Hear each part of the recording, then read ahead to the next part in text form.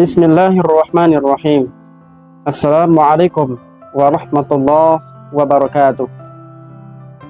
Alhamdulillahilladzi anzala al-Qur'an hudan linnas wa bayyinatin minal huda wal furqan.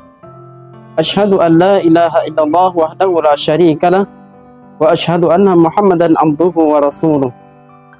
Alladzi kana khuluquhul Qur'an. Amma ba'du.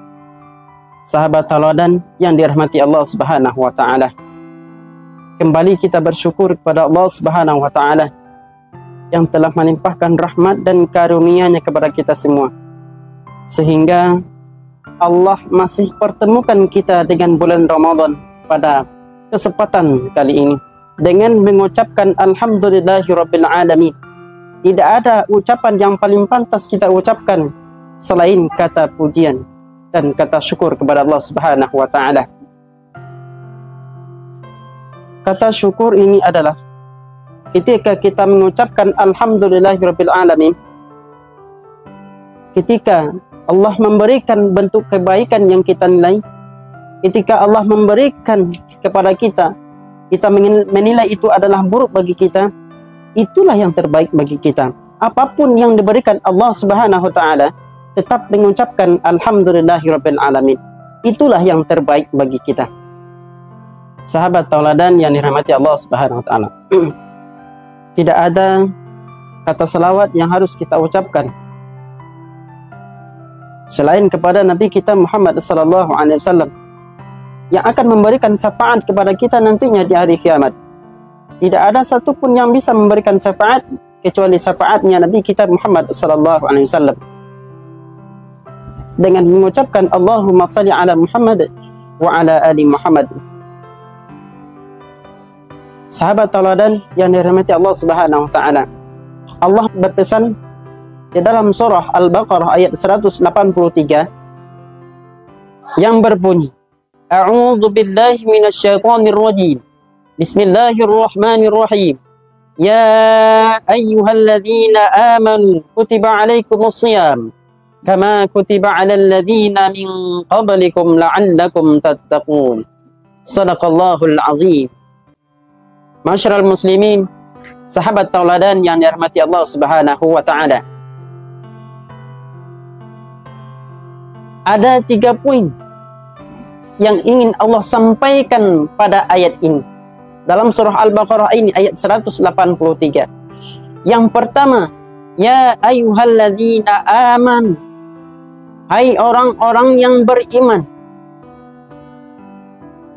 diwajibkan atas kamu berpuasa. Yang Allah panggil adalah orang-orang yang beriman. Namun siapakah orang-orang yang beriman yang Allah sebutkan dalam ayat ini? Dijelaskan oleh Nabi kita Muhammad sallallahu alaihi wasallam. Man sama Ramadan imanan wa ihtisaban ghufira lahu ma taqaddama min dzambi. Barang siapa yang berpuasa di bulan Ramadan dengan imannya dan penuh pengharapan kepada Allah Subhanahu wa taala, maka Allah akan hapuskan dosanya yang telah berlalu. Maka tidak hanya sekadar beriman dengan lisan, tapi beriman dengan perbuatan. Wahtisaban ghufira lahu ma taqaddama min dzambi.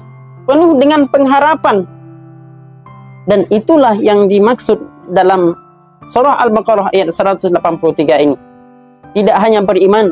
Kalau beriman, seluruh umat Islam yang mengucapkan 2 kalimat syahadat, asyhadu an la ilaha illallah wa asyhadu anna Muhammadar Rasulullah sallallahu. Dan itulah sudah termasuk orang-orang yang beriman. Mereka mengucapkan, mereka percaya bahwa Allah itu adalah yang Maha Esa dan Nabi Muhammad adalah utusan Allah Subhanahu wa taala. Namun, apakah perbuatan atau tingkah laku mencerminkan ketaatannya kepada Allah Subhanahu wa taala? Itu belum tentu.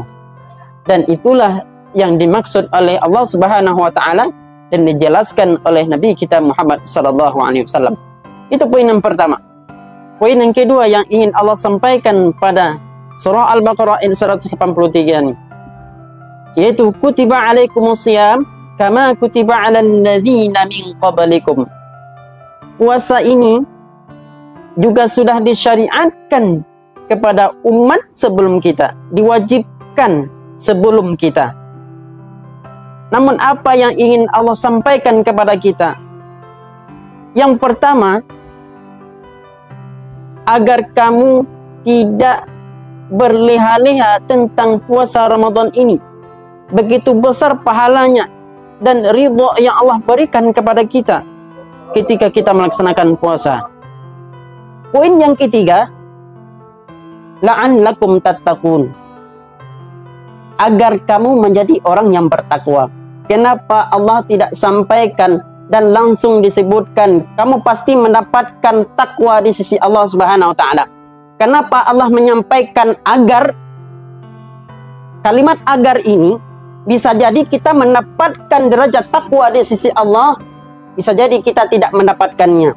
Dan siapa yang mendapatkan derajat takwa di sisi Allah Subhanahu wa taala? Yang di atas tadi.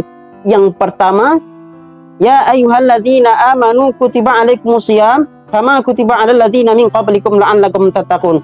Mereka yang melaksanakan puasa dengan iman, penuh pengharapan kepada Allah Subhanahu wa taala, mereka berlomba-lomba dalam kebaikan untuk mencapai pahala di sisi Allah Subhanahu wa taala, mencapai ridhonya Allah Subhanahu wa taala, dan mereka tidak lalai dan tidak berleha-leha tentang Ramadan ini. Dan itulah yang akan mendapatkan derajat takwa di sisi Allah Subhanahu wa taala. Masyarul muslimin, sahabat tauladan yang dirahmati Allah Subhanahu wa taala. 3 poin ini sangat penting bagi kita dan sangat penting kita renungkan untuk menjalankan puasa Ramadan kali ini. Kita berdoa kepada Allah Subhanahu wa taala. Pada Ramadan ini kita mendapatkan derajat takwa yang sesungguhnya, sehingga keluar kita di bulan Ramadan ini menjadikan kita tetap istiqomah dalam menjalankan ibadah-ibadah di luar bulan Ramadan, seperti kita istiqomah dalam menjalankan ibadah-ibadah pada bulan Ramadan. Dan itulah yang kita harapkan, dan itulah yang diharapkan oleh Allah Subhanahu wa taala. Ma'asyiral muslimin, sahabat tauladan yang rahmati Allah Subhanahu wa taala. Mari kita jadikan Ramadan kali ini Ramadan yang penuh berkah dan mencapai pahala di sisi Allah Subhanahu wa taala, dan Allah ridho segala sesuatu ibadah yang kita lakukan di sisinya nantinya. Sekian yang dapat saya sampaikan pada kesempatan kali ini. Moga-moga bermanfaat bagi saya menyampaikan dan juga untuk kita semua yang mendengarkan. Nasrun minallahi wa fatun qarib. Assalamualaikum warahmatullahi wabarakatuh.